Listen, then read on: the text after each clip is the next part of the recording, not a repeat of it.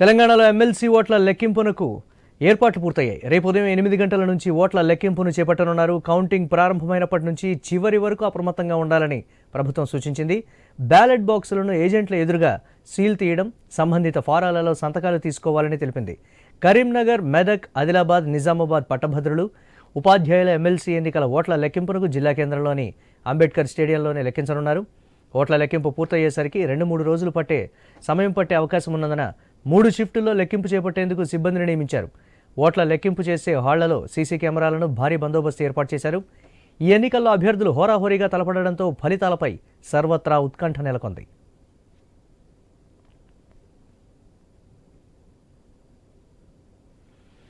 అటు వరంగల్, ఖమ్మం, నల్గొండ, కరీంనగర్, మెదక్, ఆదిలాబాద్, నిజామాబాద్ పట్టభద్రులు, ఉపాధ్యాయుల ఎమ్మెల్సీ ఎన్నికల ఓట్ల లెక్కింపునకు అధికారులు సిద్ధమయ్యారు.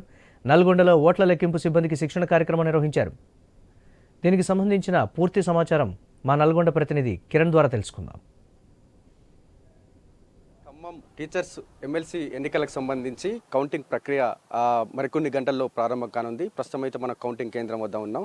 చూసుకోవచ్చు, కౌంటింగ్ కేంద్రం వద్ద 3 అంచెల భద్రత అయితే కొనసాగుతుంది. 3 ఉమ్మడి జిల్లాలు, అదేవిధంగా 12 కొత్త జిల్లాలు, 191 మండలాలకు సంబంధించి 200 పోలింగ్ కేంద్రాలకు సంబంధించి మొత్తం కూడా బ్యాలెట్ బాక్సులు ఇక్కడ గోదాంలోనే భద్రపరచబడ్డాయి. మరికొన్ని గంటల్లో బ్యాలెట్ బాక్సులను అయితే తెరవనున్నారు. మొత్తం 25 టేబుల్స్ ఏర్పాటు చేశారు. 25 రౌండ్లకు సంబంధించి మొత్తం కూడా ప్రతి టేబుల్కు ఒక కౌంటింగ్ సూపర్వైజర్ ఉంటారు. అదేవిధంగా 2 అసిస్టెంట్ సూపర్వైజర్తో పాటు ఒక మైక్రో అబ్జర్వర్తో పాటు ఒక 250 మంది సిబ్బంది పనిచేస్తారు. అదే దీనికి సంబంధించి ఏర్పాట్లు అయితే పూర్తి చేశారు. ఏర్పాట్లను జిల్లా కలెక్టర్ ఇలా త్రిపాఠితో పాటు బందోబస్తును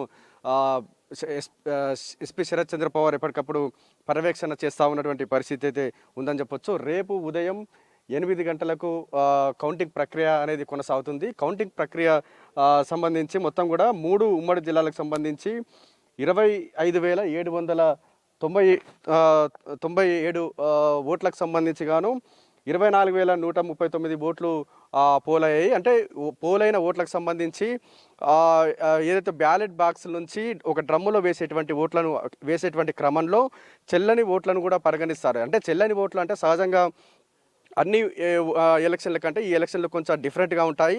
ప్రాధాన్యత ఓట్లను బట్టి కూడా ఈ ఎన్నికలు జరుగుతాయి. కానీ ఆ ప్రాధాన్యత ఓటు వేసేటువంటి క్రమంలో అంకెలు మాత్రమే వేయాలి. కానీ కొంతమంది అవగాహన లేకుండా రోమన్ అంక వేయడం, అదేవిధంగా ONE1 వేయడం, లేదంటే రైట్ క్లిక్ కొట్టడం, కొంతమంది గెజిటెడ్ ఆఫీసర్లు గ్రీన్ పిన్తో కూడా రైట్ క్లిక్ చేయడం, ఇటువంటివి మొత్తం కూడా చెల్లని ఓట్లుగా పరిగణిస్తారు. అంటే ఎందుకంటే గత ఎన్నికల్లో కూడా దాదాపు 800 ఓట్లు ఈ విధంగా నేను చెప్పిన మాదిరిగా కూడా చెల్లని ఓట్లుగా పరిగణించబడ్డాయి. దీంతో చెల్లని ఓట్లు పరిగణించబడ్డ తర్వాత కూడా ఓట్ల లెక్కింపు ఉంటుంది. ఆ ఓట్ల లెక్కింపు సంబంధించి పోలైన ఓట్లకు, ఉదాహరణకు 20,000 ఓట్లు పోలైతే 10,001 ఓటు వచ్చిన వారిని విజేతగా ప్రకటిస్తారు. మొదటి ప్రాధాన్యత ఓట్లలో సరైన మెజార్టీ గెలుపుకు సంబంధించిన కోటా ఓట్లు రానట్లయితే రెండో ప్రాధాన్యత ఓట్ల లెక్కింపు చాలా కీలకం కానుంది. కింది నుంచి ఒక్కొక్కరిని ఎలిమినేషన్ చేస్తూ కూడా ఓట్ల లెక్కింపు అయితే మొదలవుతుంది. ఆ నేపథ్యంలోనే రేపు ఉదయం 7 గంటలకు ప్రారంభమయ్యేటువంటి కౌంటింగ్ ప్రక్రియ రేపు సాయంత్రం 5 వరకు కూడా కొనసాగేటువంటి అవకాశాలు అయితే ఉన్నాయని చెప్పొచ్చు. ఉదయం 7 గంటలకు కౌంటింగ్ ప్రక్రియ ప్రారంభమైనప్పటికీ కూడా మొత్తం కూడా సెట్ చేసే వరకు కూడా 8 అయ్యే అవకాశం ఉంది. ఆ 8 గంటల నుంచి కూడా కౌంటింగ్ ప్రక్రియ అయితే కొనసాగుతుంది. ఈ కౌంటింగ్ మొత్తం కూడా సీసీ కెమెరాల పర్యవేక్షణలో ఈ కౌంటింగ్ అయితే కొనసాగుతుంది.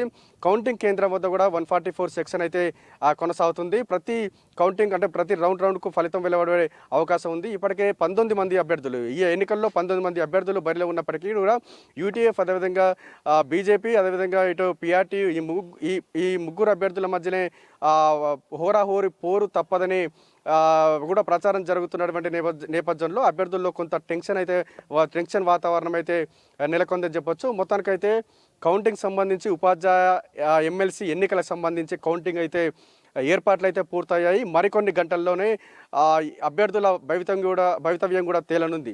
ఇది ఇక్కడ పరిస్థితి. కెమెరామెన్ రాజుతో కిరణ్,